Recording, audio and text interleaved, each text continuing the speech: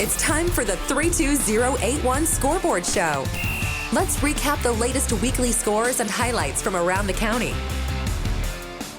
And welcome to the 32081 Scoreboard Show. As always, I'm the Todd, and with me on the other side of the line is Anthony Richards. Anthony, how are you doing tonight? I'm doing great, Todd. Thanks for having me on. I would expect you to be doing great because we're actually recording this on Monday, and yesterday was one of those great days where NFL football starts at 9:30 and goes until, 11:30 at night? You just can't get enough of it. It's a great Sunday. Yeah. Great Sunday feeling. Yeah, exactly. I'm not complaining. and then on top of it, we start off our weekend with two great wins by Nease and Ponte Vedra that we're going to be talking about right now. Can't ask for a better weekend than that. So real quick, let's start off with Nease. Nease goes over and they – well, actually, even before I get to that, I do want to say one thing. We want to send out our thoughts and prayers to Quinn Cullum, who suffered an injury Friday night against the Sandalwood Saints. We hope he's recovering okay, and all of our best wishes to him. Nease goes into Sandalwood. Sandalwood's 0-4, but beat Nease last year, 51-31. So I think Nease had a little something to prove. They get tested a little early on. They were down at the half, and then they just power back to win 21-14. And there's a few things I want to talk about with you, but let's start with the offensive line because I don't know if they get enough love. You got Riley Marini, Brandon Stout, DeMarco Blackman, Alan Rivera, and Andrew DeVline. And as I'm watching this game, there were two Saints fans sitting next to me, and they started talking about how they were just making some gigantic holes for Cam to look for. And they were saying, if you look at Cam, he looks like he doesn't get off the ball quick enough, but it's not. He's reading where the hole is, and they were opening up some big ones. It seems like the O-line, especially with DeMarco coming back, they're really getting into a rhythm, and it looks like they're going to be ready for district play in the coming weeks.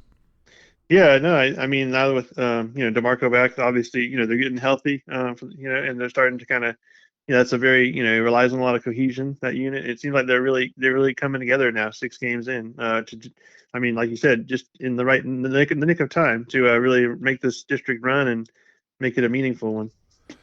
So the offense, I think Cam Smith being back, I think I have him at 97 yards.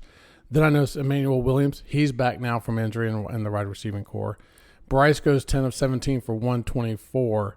I got to ask you, is this offense starting to click? Because they seem to be getting very comfortable with each other. And when I say that, because there was one play in particular when they got the, quote, drafts razzle-dazzle going with a handoff to Braden, who hands off to Maddox, who then throws it to Bryce for a touchdown. It seems like the Drafts offense is having a fun time with each other right now. Yeah, no, it does. It does seem like that a lot. And I know in the first touchdown, Maddox got a big block on the outside to help, spring it open, and so, in the red zone there. So, like, if you're, like, top receiver who's, leading, like, among the state leaders is also blocking, that's like, that just says a lot about this offense and where their mentality is right now, that they're just kind of, they can do a little bit of everything. Everyone can, even like the star guys, so that's a good place to be. I think in drafts it's really coming along. It might not be as high flying as maybe some of those like Marcus Stokes offenses in recent years, but they get it done in a different way. And it's not that bad. It's working. They're having success with it. And it is starting to be really fun to watch. It seems like the yards after the catch, we've talked about that like with Marcus and I'm sorry, not Marcus. Now you got me thinking about Mark Stokes. But with Maddox, and also if you look at Cam Smith with yards after being hit, this is a gritty football team. I mean, they're, like you said, it's not like a high flying like you would say in the past with Marcus, but they're getting it done. They're getting it done in interesting ways, and they're really grinding out the yards after like that initial contact and catch. Yeah, they run, very, very mean and determined, from Cam, just like kind of like, getting his nose in there and not afraid to just jam it right in as soon as he sees the hole, like you were talking about when the offensive line opens it up. And then Maddox outside, when he gets the ball in the open field, he's just dancing around and then he just barrels his shoulder right into a guy and kind of just getting as many yards as he can. It's pretty interesting because, they're quick speed guys. Obviously, they got some great speed. But when they're using their pads and their physicality as well, just to get every single yard, that adds up. That matters, at the end of the year when you look back. Yeah, and then you got Andrew Moses that we didn't even talk about. He's back there also, and he just hits that hole. And I don't know. I'm just saying I don't want to be a guy in front of him. That's all I'm saying. No. Yeah. He puts his head down. It's going to be a first down when he gets that ball. So now we flip over to the defensive side of the ball. Elijah Luckett comes away with another impressive game, getting his second and third interceptions. And by the way, the The third interception should have been on ESPN Sports Center because even the Saints sidelines were like, oh, whoa, that was a heck of a catch right there. Noah Hilliard comes up big with some big plays, including the fumble recovery at the end of the game. Jacob Curry, again, strong performance with 11 tackles, followed by Adrian Reyes with 7, Kate Pompano, Zach Nazi, and Jack Rorix. And, it goes on and on. I mean, they all got involved in this. Mm-hmm. So I'm sitting there looking at this. I'm going, everything's starting to click, as you said, on the offense. But now the defense, because we talked about some of the younger guys that were coming up, like a Jacob Curry, Noah Hodge, Tanner Scarborough. Now the defense is also starting to settle in. And I kind of have to look back and go, I wonder what that Creekside game would have been like if it was later in the season. This defense would be the way it is today. Oh yeah, it would have been. I do believe definitely a much better or a much different game in terms, for Nease and for Creekside. They would have had a little more stress for sure throughout it. But yeah, it's the second week in a row. The defense gives up some points. The team's actually trailing going into halftime. They come out in the second half. The offense does its thing, but the defense completely shuts down and allows just says we're not allowing any more points. They did it against Orange Park and then again against Sandalwood. I mean, and that's what you want to see. To make those halftime adjustments, come out with a mindset that we're playing great. Let's just finish it. And this defense is really starting to mature, like you said. And it's it's a really relentless group for sure. It's fun to watch. It was really fun to watch them against Sandalwood. I mean, it's been fun all season, but it's a lot of fun to see it start to come together, I guess I should say. Oh yeah. So now we talk about the Sharks. They swim on down to Flagler Palm Coast, and they come away with a 30-0 victory. I think that's a huge win for the defense. Anytime you get a shutout against any opponent, and even a district opponent at that's got to be a strong confidence booster for them. Oh yeah, for sure. I mean, we were talking, previewing the game about how, I was kind of, we'll see how the defense fares. Like I feel like they're obviously a strong unit, but you're playing Flagler Palm Coast, who would come in averaging 24 points a game. And they just continue doing what they're doing. Like it doesn't matter who the opponent is. It seems like they're seemingly shutting them out or limiting them to like single digit points every week. And I mean, I don't know. Like I see a high school defense do this. It's almost like, wow. I mean, this is not commonplace for sure. So they've got this defense is starting to become kind of shaping up to be maybe a state one to remember, throughout the state.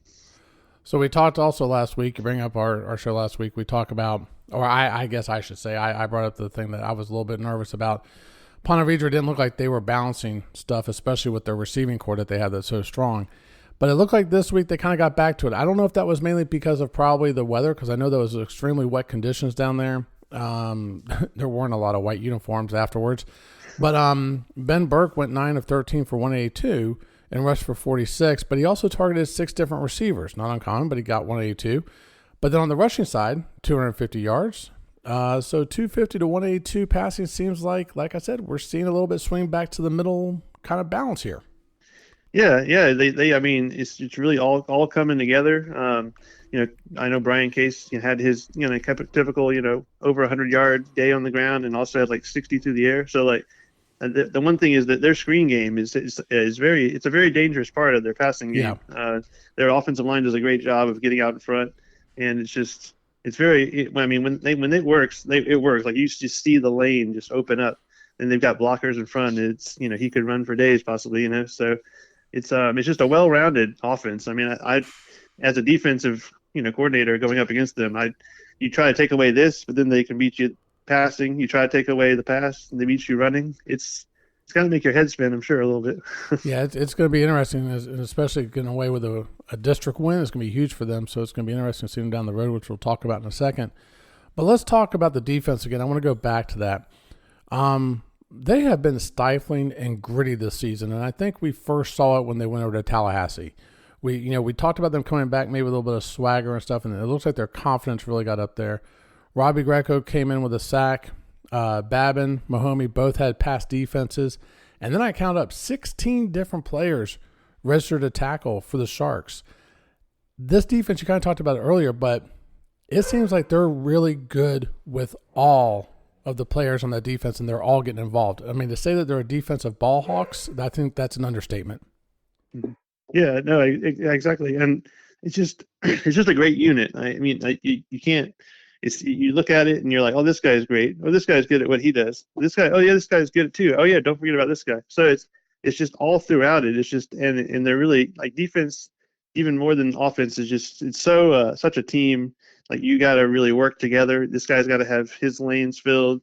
He's got to. If you're playing zone or man, you've got to cover your area or your man. And it's like you rely so much on the individuals next to you. And this group just seems they're so cohesive. I mean, it's like they've been. I mean, some of them have, but there's a lot of young guys too. But it's just like they've been playing together for years. And now I think they've had the same coaches now for several years, and it's just you're finally seeing it all to come together. They've lost players like Luke Pierce and Trooper Price over the years, but this seems like possibly maybe the best defense they've had. I mean, definitely under Coach Price. So Anthony, I got to ask you, with Nease's offense and defense, Ponte Vedra's offense and defense, a few weeks ago until they meet, is this a train wreck waiting to happen? Yeah, it looks like it. I mean, both teams are really clicking both sides of the ball. Even special teams too. You got to throw that in there. There's pretty good, reliable kicking games and kick coverage games. I mean, it seems like both teams just look like they're clicking, and they may even be pretty evenly matched. Depending on what happens the next couple of weeks, and it's gonna be a fun game for sure, especially with the district implications that we'll be resting on that one for sure. Definitely. I'm looking forward to it. That's all I got to say, especially if things keep going the way they're going to go. It's going to be a very interesting game over at Ponte Vedra. So Ponte Vedra is going to host Bishop Kenny. Both teams are 4-1. How do you like this one? I like. I mean, right now it's just I'm finding it even harder and harder every week to not pick Ponte Vedra because they just the same way. I was thinking the same thing. I looked at this and I'm going, Bishop Kenny's been playing good. I'm like, I can't. I honestly, I can't do it. Yeah, I mean, it wouldn't surprise me if Bishop Kenny won, but at the same time, I wouldn't pick them to win. I mean, it's going to be a close, competitive game, battle until the end. But Ponte Vedra just seems like they're just hitting another gear that I actually like. Again, I haven't seen under Coach Price. It's like he's been building up to this point, and he's got all the guys in the right spots, and they know what they're doing, and I want to just sit back and watch it and see. Like teams will have to prove to me that they can beat Ponte Vedra at this point, because my confidence level is just growing every single week. And see, my thing is, the thing when I looked at this game that really has me not wanting to pick against Ponte Vedra is the defense. I think it'd be very challenging for the Crusaders when they come over to the tank, and I like Ponte Vedra in this game. Oh yeah, especially at home too. Yeah, at home. And the Panthers are going to be back at home, Anthony, this weekend. They've got St. Augustine coming over. So Nease is 4-2, St. Augustine's 5-0. Of course, they've got Lachlan Hewitt behind center at quarterback. He's a Wake Forest commit. St. Augustine has some big wins over Bulls and Bartram Trail. Again, when you look at it, you want to say St. Augustine should win this game, but I don't know. It's something looking at the offense. I saw it at Fletcher. I saw it at Orange Park. I saw it against Sandalwood. And the defense is getting better and better. And the offense, like I said, the big key for me is it seems like they're having fun. And they are just fired up. I got to tell you, I think it's going to be a close one. I don't think it's going to be a barnstormer, but I've got to go with the Panthers. You might disagree, but I'm going to go with the Panthers by like 7. No, I mean, I can see it being a close game for sure. I mean, obviously, it looks like St. Augustine and Coach Brian Braddock have things rolling pretty good, averaging 43 points a game. Oh, yeah. But this is a rivalry, I mean, St. Augustine Nease is one of the great rivalries, in the area and has been for some time. And it's just, I don't know, when these two teams get together and they're both, look like they're finding their groove. It has, I think, the makings of an instant classic, and those type of games could go either way, especially with, Nease having it at home in the Panther Den. Like that could be the difference that ends up, that last drive of the game kind of making the difference. So it's just, yeah. I mean, I think it's actually more of a toss-up than the records might lead you to believe. Well, and Coach Drafts brags about it all the time. He says, without a shadow of a doubt, we have the best student section, the best atmosphere anywhere in St. Johns County. So to your point, that can make a huge difference. And go ahead. Oh, and I was just going to say, like, I was looking at the records. Like St. Augustine's beat some impressive teams, but they've done it every week almost in a shootout. So yeah, they're scoring 43 points a game, but I'm not. I mean, I know they're playing great offenses. Bartram's got a great offense. Bulls has a great offense, but I just don't know. Like, I don't know if this might be the game where the Nease offense really rises, and I'm not sure maybe the St. Augustine defense isn't quite as good, and on pace with their offense. So you may get in a shootout, and shootouts can go either way. And you talked about the rivalry. This is no joke. I haven't shared this with you before, but when I used to umpire years ago, I drew the Nease St. Augustine baseball game at Nease, and you're familiar with how their baseball field's laid out. I kid you not. It was so packed. It was 4 deep standing along the foul lines for a high school baseball game. That's how big this rivalry is. So I think it's going to be a pretty good atmosphere over at Nease this week. Oh yeah, it's what you look for in college football. I mean, high school football. So Anthony, as always, great to talk to you, man.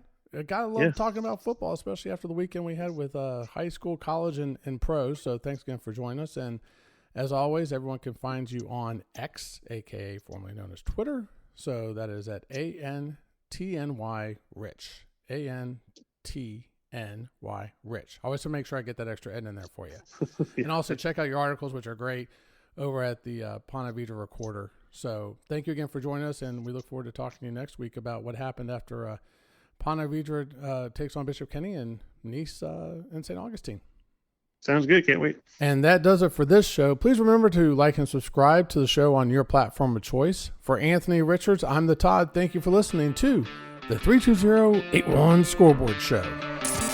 Thank you for listening to the 32081. We hope you enjoyed today's episode. I love the show, guys. You're awesome. Please don't forget to subscribe to the show so you can join us for the next episode. I never miss an episode. It's the best. Until next time, take care.